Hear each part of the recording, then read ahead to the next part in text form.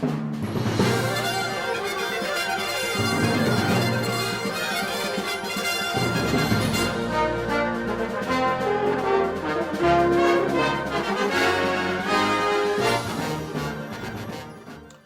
my name is John Feeney. I'll be playing number 8 from the Rochut Bordogni Melodious Etudes for trombone. A couple cautionary things about it. It's in the key of D, and in band we're not used to playing in sharps. So the key of D has F sharp and C sharp. Learn the D scale. You need to be able to think in the key of D to be able to play this. So before you even start it, learn the D scale. F sharp and C sharp. Another thing, in measure 3 and 21, there's some grace notes. It's an ornament. I would learn it first without that, and then add that in later on. So in measure 3 and 21, it would be 1, 3 to 1. And then add the ornament in, and I would just put it right on beat 2. There are some schools of thought that say the ornament should happen after the beat 2, but I would just put it right on beat 2. I would just put it right on beat 2.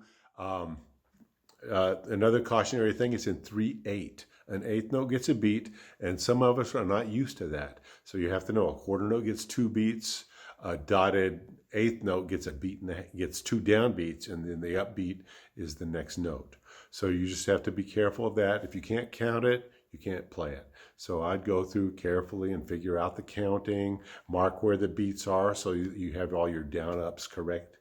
You need it in the D scale.